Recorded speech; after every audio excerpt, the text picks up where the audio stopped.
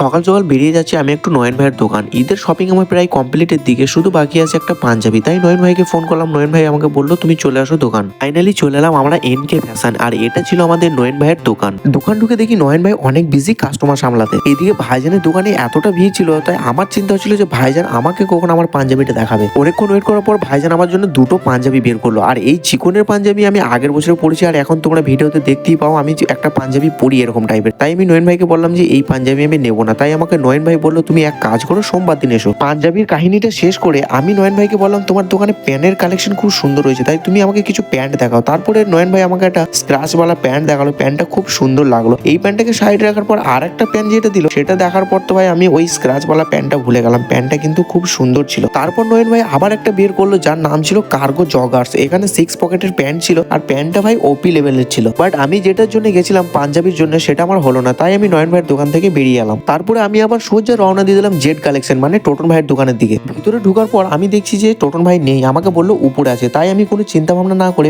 উপরে এসে দেখি ভাই অনেক কাস্টমার, আর টোটন ভাই তাদেরকে সামলাচ্ছে। আর আমিও হালকা ফুলকা একটু টোটন ভাইকে সালাম জানিয়ে দিলাম। আর আমাদের সামনে ছিল একটা আয়না, তাই আমি আর রাজ ভাই একটু ভিডিও বানিয়ে নিলাম। মন খারাপ করে টোটনের দোকান থেকে বেরিয়ে চলে এলাম, কারণ নয়ন ভাই আমাকে যেই কথাটা বললো টোটনও আমাকে সেই কথাটা বললো যে সোমবার দিন আসতে। তারপর আবার কি আমার কপালে পাঞ্জাবি ছিল না, তাই মাথার মধ্যে 1 কোটি টেনশন নিয়ে যাচ্ছি আমি এখন বাড়ি।